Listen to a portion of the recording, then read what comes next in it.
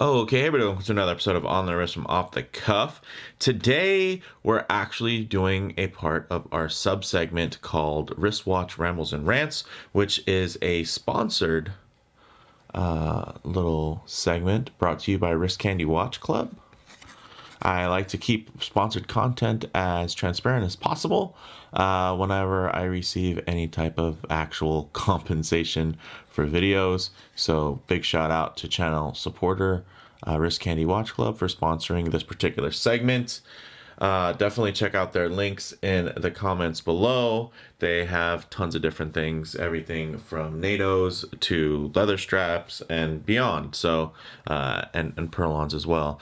Now, today's segment has been a little bit of a long time coming. This is really Uno Mas 62 Mas comparison. So one more 62 Mas comparison, and we do have some pretty, I'd say some pretty much the main competitors within the space when people are looking for something within this vein. So I'm really happy to bring those to you. I've reviewed each of these individually across various videos, but it's great to finally have them all in one video so you guys can see them side by side.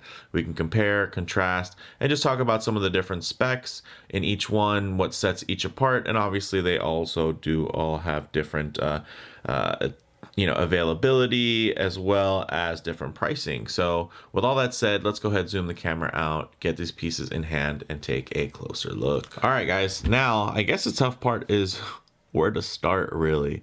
Do we start with the Seiko because it's the Seiko in a group of watches that are paying tribute to Seiko, or do I start with maybe the Armida because it's the most direct homage to the original?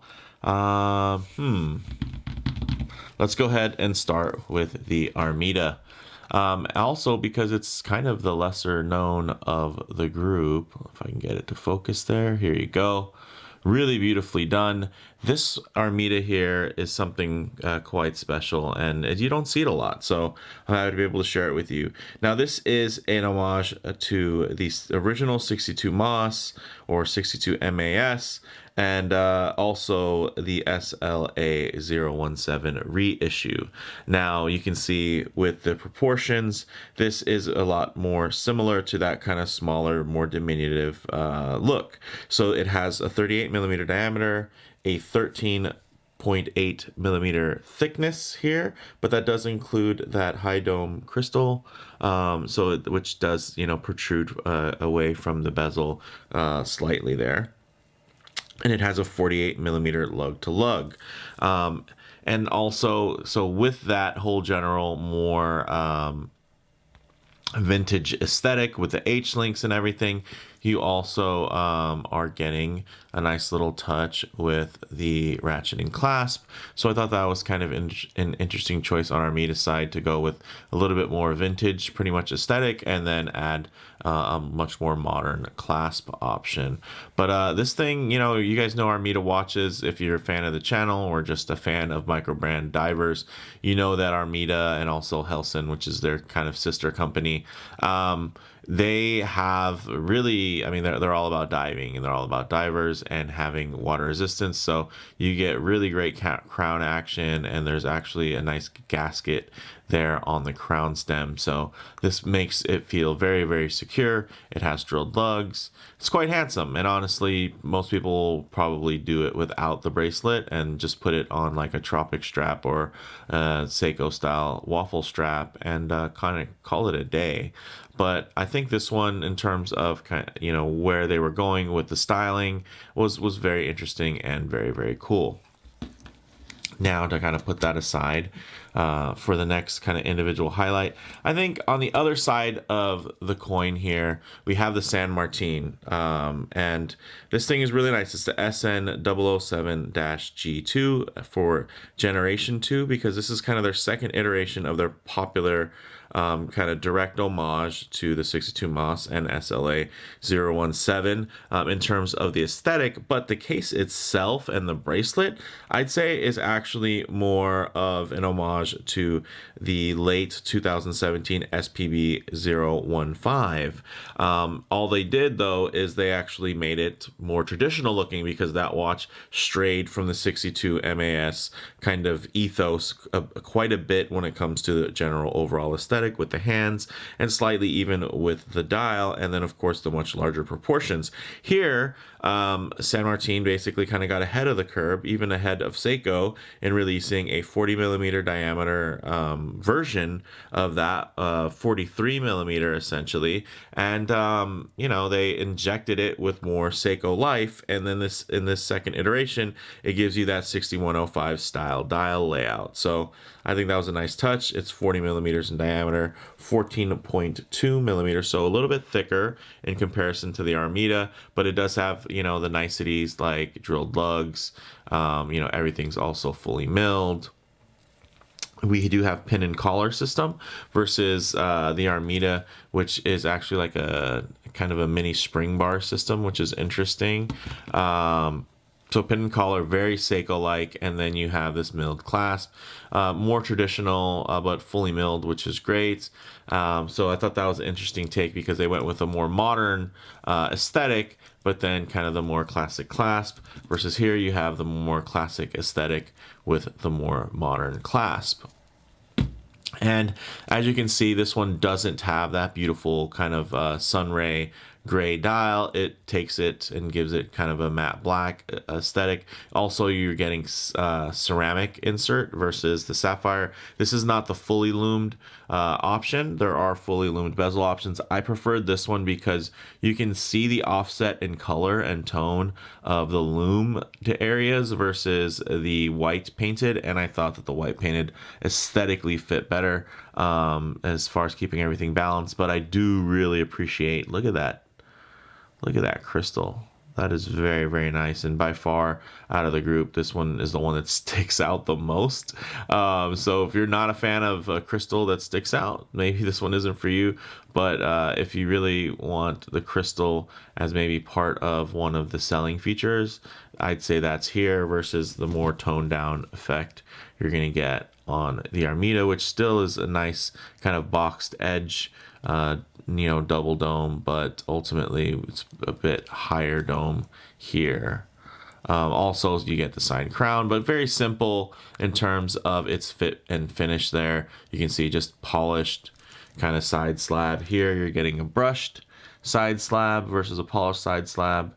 You can tell me what you guys think in terms of which is more attractive to you. Also, you can see the different approach on the bezel. Here you're gonna have it's actually blasted with kind of a top brush around the radius here, so it gives you really, really good traction and grip, versus on this one I think is a bit more ornamental finished, because it's just kind of sharp and polished, so you do get grip from the sharpness, but also a little slip from the polish. So, and we'll get into the action here, and look at that, even the camera wants to get to this beauty here. A real kind of crown jewel within my collection, and a watch that I just enjoy and admire so much. This is my Seiko SBDC101, which is the JDM nomenclature, but if you're looking for the international version, this would be listed under the SPB143. Now, basically coming off of the success of that reissue of the SLA, I'm sorry, the 62 MOS reissue that is known as the SLA017, that was limited to 2,000 pieces each and sold for $3,400. Here we have a more modern reinterpretation of Seiko's first legendary diver, the 62 MAS. Now, these go for 143,000 Japanese yen, which comes out to about 1335 via the exchange rate last time I checked. But you can actually get them now in the US for $1,200, and essentially other retailers are going to have them some marked up, some marked down. So definitely take a look out there. When I've got this, it was like one of the first. I was one of the first to get it, so I did pay a slight premium through Sakura Watches, but it was totally worth it. I basically It's like they had it listed for 1203 versus full retail whenever the US dealers were getting them was 1200. So not bad at all. And yeah, this is definitely, again, a little bit more of a modern spin in terms of the proportions, in terms of some aspects of the details. Here we look at the more traditional versus the more modern, as you can see. Still very similar in profile, but they did make some changes. Look at now that case. You're getting the beautiful upper beveled edge. You get the nice undercut, high polished bevel, which really thins everything out. And then look at the fit and finish on this bezel is immaculate, guys. As good as this is, right? And when you look at that, this is just a whole nother level. And then the crown is absolutely just executed super nice, but it's not signed because this is a Prospex watch, and people, they chose not to. No, they didn't choose not to get it signed. They made a long time ago to choose Prospex watches not having signed crowns, so that's why it's not signed. It's not because each model they decided, I'm going to overlook that. It's about line uniformity. Here though, you do get the signed crown, very nice, and then also even on the even more affordable San Martin, you do get a shark logo, which ties into the shark motif on the case back. So, maybe not the most cohesive design, but I guess it's cohesive, but maybe it's not the most tasteful. Here you're going to get a kind of geometric pattern that ties in with the case back as well. A little bit more minimalist. And then here, no signed crown, but you do get this beautiful, well done case back with the emblem there with the Hokusai wave, which is really nice. And then also you're going to get a really, just generally, I think, more thought out package because you are getting something that's a bit modernized all the way around. From the choice to use a hardened hard coat on here to prevent scratches, which this thing is staying in great condition, to also a slightly more modern clasp, and also slightly upgraded, right? Because it is, costs a little bit more, $1,200. You're getting it fully milled there on the folding section. Although this is stamped, it's still nicely finished. You're getting the high polished bevel there. And then also the closing system, but very standardized diver's extension there, which this thing luckily also has drilled lugs, so you can actually put this on a rubber strap if you ever really wanted to go diving. So I'd probably do that versus throwing on extending this kind of diver's extension there, which is good to have, but it's definitely not the most ambitious execution that's out there. But you compare it to here, where we have, again, similar trends in terms of, hey, let's inject more Seiko into it, while also, modernizing it and kind of stepping it up a bit. So really nice from that standpoint. One thing I do want to mention is, these each have sapphire crystals. They all have Seiko movements. Here, we're going to get the 6R35 movement. It's their more modern one. It has a 70-hour power reserve, and of course the Sprawn 510 mainspring, which is non-magnetic, which is great. It has a 70-hour power reserve, which versus a 6R15, which only has a 50-hour power reserve. And then there's also the NH, which is inside these ones, which is similar to the 4R, which has about 41 hours of power reserve. So 41, 50, 70. So this is going to be 70 hours power reserve versus 41 hours of power reserve. So definitely a nice step up in those terms. Also, you're going to get, as you can see on the dial, Divers 200, which means this is an ISO certified watch in terms of its testing and certifications. Here with these other two, you're going to get 300 meters of water resistance, but they're not ISO certified. It's not to say that they're not compliant with ISO standards, it's just that they're not tested to those. So this is really more of kind of a pressure rating, depth rating, versus the full gambit of that, that divers rating. So That's one thing to keep in mind, but honestly, I don't think anybody's going to be buying these watches specifically to go diving, and especially the Seiko. I mean, somebody could, just to maybe for Instagram, choose to do that, and it's just kind of a cool flex to do something like that, which I think is awesome.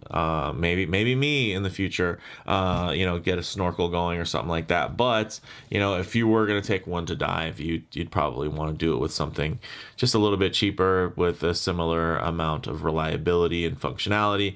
Functionally, these watches are not too different at all. They do have very different price ranges, and they're for a particular reason. Yes, Seiko is Seiko, and this is a Seiko, design aesthetic. So this is pure, right? It's like why a Tudor Black Bay is completely acceptable.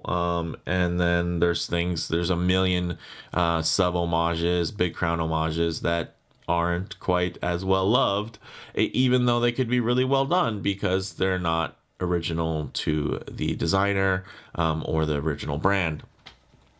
So here you have, of course, again, two other takes on it. Here, San Martin is known as kind of a quote unquote factory brand. So essentially the factory that makes all these different watches for all these different companies said, hey, let's just put our own stamp on the dial, and say, let's just start making them for ourselves versus maybe some sterile dials. So San Martin kind of rose from within that. Armida is really kind of a more long-term mainstay within this micro brand diver community, where they've made tons of different dive watches, ranging from original designs also to some more homage based releases, and this is one of the better ones. Look at that. You can see this thing definitely has a more premium vibe to it. It is more expensive, but it is honestly, I think, finished to a higher level. Not to say that this isn't finished well. Again, it's just less refined, and that's what you save money on is the refinement. So no knock against San Martin, but Armida definitely has the more premium vibe.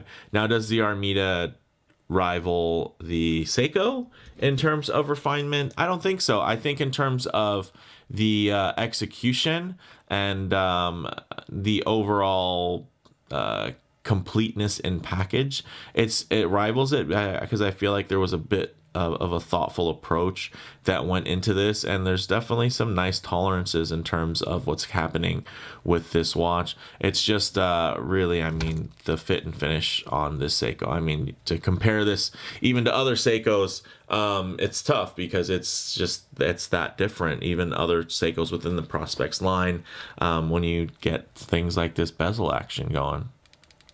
Ooh, so smooth. Oh man.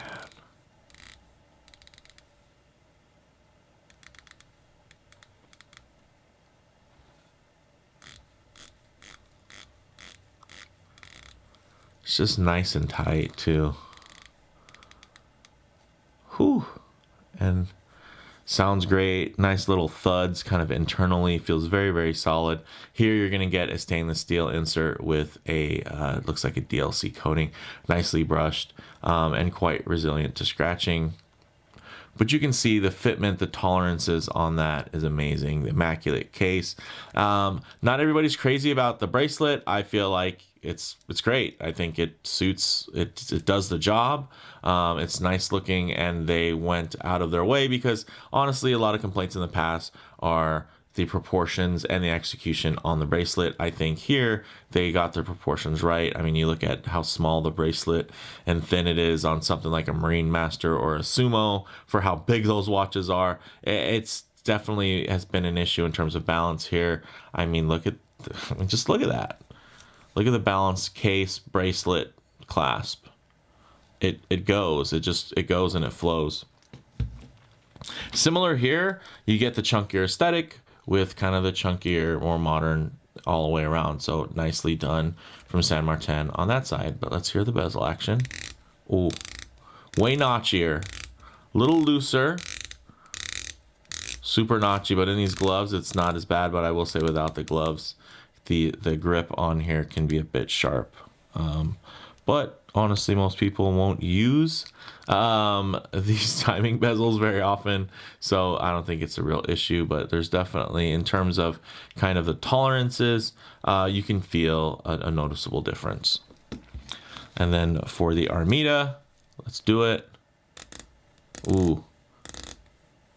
Okay, very, very notchy still, but definitely feels more solid and planted. And it should, honestly. It costs more money, so.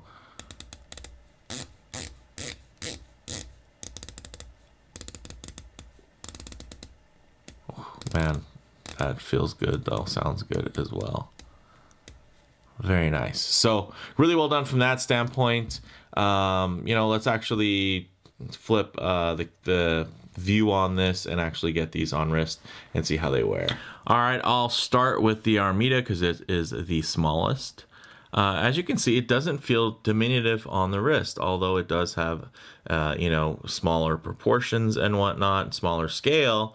It actually looks quite good. Of course, it's up close here. There'll be some lens distortion, might feel a little oversized, but when you get a little bit more view of arm in the picture, obviously I'm not just a floating wrist, so there's a whole body involved.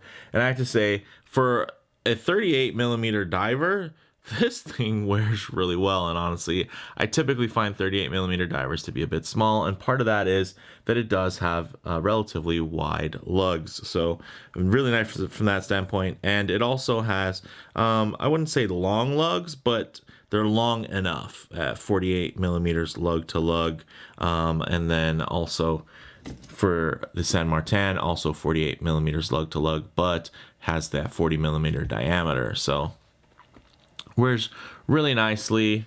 As you can see, hugs the wrist. It has the female end link, so it's, if you have a really short wrist, this isn't going to overextend anything by any means.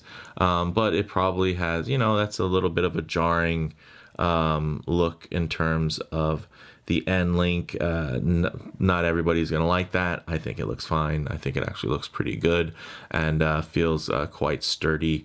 And I do like that kind of more vintage H-link style, especially because it's thinner and very reminiscent of the original Seiko H-link bracelets. Not necessarily for the 62 MOS, but just in general from that period. Now we can go up slightly to a 40mm. Let's see how this one wears. Here we go. Bam. Check that out. Okay. This one definitely wears larger. Not just because it is larger, but I guess less contrast in the dial, it definitely makes it just feel like kind of a bigger black blob visually. And I don't mean that negatively. I'm just saying it takes up more visual space. Basically, your eye runs over into the bezel versus here, you're going to get a little bit more definition on the dial and then the bezel around it. Here, it all kind of blends, so it feels bigger, bolder. So some of you might be looking for that. Some of you might like that look and prefer it. Honestly, this probably wears closer to like a 41 versus a 40 just because it does have a little bit more visual weight. That bracelet looks great though, and definitely very chunky, as you can see, but still quite tailored to the wrist, and feels really nice, and looks good. So this is definitely a watch that you can wear and enjoy, especially at the price point. I mean, come on, you can just beat this thing to death. Worst case scenario, you know, you're out a couple $100 and then you can just buy another one. So that's definitely a nice feature in terms of a watch paying tribute to a tool watch that still is affordable to be used completely within a functional tool-like fashion. So really nice from that standpoint. And then we have the 40.5mm, slightly larger, but I'd say wears slightly smaller. SBDC101 from Seiko. Now, in terms of, let's look at this, guys. Again, so now because of the proportions here, you have larger dial with the smaller bezel insert that goes around. So that's proportionally, even though the scale wise, this is a slightly smaller watch at 40 millimeters versus 40.5. The balance in terms of those proportions, now you're getting a smaller dial with a larger bezel insert, which just shrinks the watch visually quite a bit. Even, of course, up close, there's gonna be some lens distortion, but we get down low, we get the arm in there. It doesn't feel quite as large. This feels more like a true 40 millimeter fit, even though it is slightly larger. So this one is slightly smaller, but wears slightly larger. And then this one is, I feel, although it's slightly larger than here, it actually does wear a little bit smaller. And then here you even get a really small 38 that has tons of wrist presence and wears a little bit larger. But like the San Martin, you do have that male end link, which not everybody's crazy about, but I will say that you do, it's contoured really well and looks good and has a nice high definition to it versus here, you're just getting very minimal little engraving lines there, creating that tie-in to the links versus here, much more organic as far as the tie-in going from end link to bracelet. It's definitely is at a certain cost because of the design of this case. If you look at, of course, your classic 62 Moss style, it has more of that kind of straight across finish, which is good when it comes to putting it on straps, but on bracelet, it's just one of those things. It's hard to really incorporate that in a way that really flows. As you can see here, the brushing goes different directions versus the bracelet, which the end link matches the bracelet. Here, it seems a bit abrupt. Also, it almost looks like there's gaps. I'm just letting you know those aren't gaps. That's actually just a reflective polished finish reflecting some darkness off of it. There's not actually like any big gaps or anything like that, but this isn't some super tight fitting Monta, or Tudor or anything like that. So tolerance wise, not quite to the luxury level. Finish wise, I think they definitely are, pretty much approaching of some of the best that Seiko can do within the price point. And honestly, Seiko has some of the best finishing, still within the price point. Also, things to consider, it's fully in-house. You have things like the new in-house Oris Aquis that shot up to like 3,000 something bucks because they have an in-house movement finally. Well, in-house movement diver, and just as iconic, if not more, and prestigious from a brand with, I'd say, although horologically, Seiko definitely has more, more to talk about. I think Oris has tons of street cred, and I mean, I have my old Aquis that I love, it's one of those things. It's a great watch, but I mean, for me, this is more of a total package. If you're kind of in that, hey, well, I could either get, the coolest $2,000 watch that can get me some street cred. I think that's one that Zen and Oris, they really own that space. But something like this, Seiko have now stepped into that, being just over $1,000, and I think honestly it can compete with some of those Swiss contemporaries. So yeah, and German contemporaries as well. So, and then it's not necessarily to say it's a 1-to-1 for fit and finish. It's more so the fact that you're getting in-house movement at this price, as well as the iconic design. And of course, Zen is known for very iconic designs. Oris is really known for their Aquis. Has become quite an icon as well. So, all right, guys. With that said, that ramble, let's actually move on to some Lume shots and do some comparing here. Okay, we'll go ahead and hit the lights. All right, guys. Here you're gonna see Seiko Lume Bright versus some really well applied Swiss Superluminova C3. So, what do you think, guys? How do you feel about the tone? I think obviously they're a bit more green on the C3 side, but in terms of the initial brightness, very close, and then longevity, of course, they're going to be quite close as well. although Seikos are known when on a full charge. I think C3, it's a little bit easier to kind of just blast it with some light and for it to hold it. But Seiko is more of a timed, I'd say, charge where you actually, if you're out in sunlight for 10 minutes, it'll really get it going versus just trying to flash a torch on it. But with these low light pictures here, I'm sorry, video, I also like to do some low light transition with the Lume shot because you're not always going to be out in the middle of a field, right, enjoying direct sunlight. Sometimes you're going to be, you know, just walking maybe underneath an overhang, underneath a tree, transitioning in and out of a building, or maybe spending time in your favorite vehicle. So as you can see, these are still quite legible even when it drops, you know, to that high contrast, but in that transitional lighting, still quite legible. You do have the, you know, 12 o'clock quick reference there, as you can see. Also with the 3 o'clock date windows, you know, you're also going to get a bit.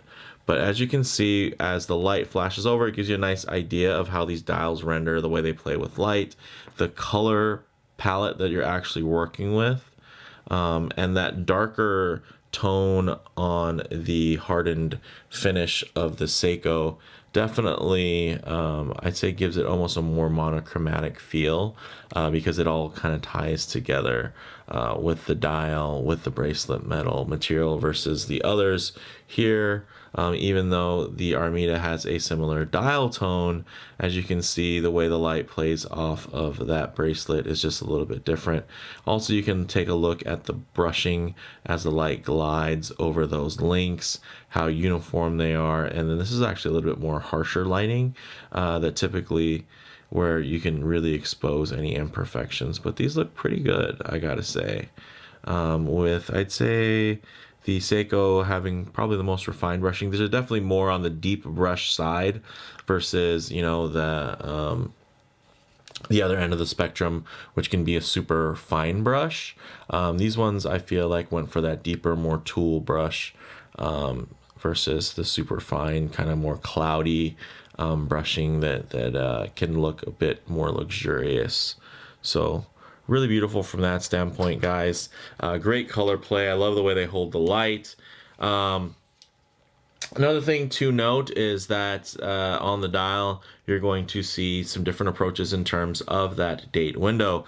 On the flanks here with the San Martin and the Armida, you're going to have the framed date window, which they're both executed quite well. I would give the lead again to the Armida in terms of the overall execution. But for the Seiko, you're going to actually just get this really nice beveled edge there into the dial, so it actually keeps in terms of the proportions and size variation over when you look, it can kind of compare the 3 o'clock space to the 9 o'clock space on the dial. They're actually quite balanced, and so I can appreciate that, and I think that was a cool approach. Although my first thought was, man, it should have a framed date window. I have to say that, you know, upon further inspection and kind of living with it, I think it looks good, and I think it's quite simple, and it's one of those things where constraint was used, and it wasn't like they cut a corner because they beveled the edge on the dial, and that's not easy. If it was just a straight cutout, then yeah, I might have something to say, but the fact that they did go the extra mile and shown, you know, that there was attention to detail that was made, can't really knock them for a stylistic choice. Really, guys, when it comes down to it, these are in multiple different, price ranges, and there's even other options that are out there that could be even cheaper and also more expensive, namely from Seiko as far as the more expensive options. But in terms of cheaper, yeah, there are even cheaper than the San Martin options out there. So for me, these are kind of that good, better, best option. When you look at that, there's cheaper. But when it comes to a good option, I think the San Martin is amazing for the money. When it comes to a better option, I think the Armida does offer you for a little bit more money. I think you're also getting overall a more complete and well finished watch. And then if you really want to go all the way, I think the prices on these are coming down just now that they're more available, and places, I mean, they're still selling out, don't get me wrong, but it seems like dealers are starting to have these in stock and available more. They might be listing them higher, closer to that actual, you know, MSRP, but definitely reach out, guys, because you know, dealers are willing to work with you, especially if you're thinking about like a local US dealer. So reach out to them. Obviously, a lot of the guys that are out there just drop shipping, and you know, they're just going to list it as what it is, and the price is what the price is. But when you're dealing with a brick and mortar, typically they're going to have some room, even for an online purchase. So with that said, guys, let me know what you think in the comments below. If you like the video, please do a like. Also, one last shout out, bam, Wrist Candy Watch Club for sponsoring this video. So thank you guys, appreciate it. Give them, if you support the channel, support the channel sponsors, because they come around and they incentivize, you know, obviously a shout out and to do, you know, some type of more content. So this content, without Wrist Candy Watch Club, it probably just would have been another watch review, and you know, here and there and just jumping it around. So I think it is nice to kind of share my thoughts with you guys, and converse with you all in the comment section below. So again, if you like the video, please do it like. If you haven't, subscribe for more content just like this. Thanks, guys.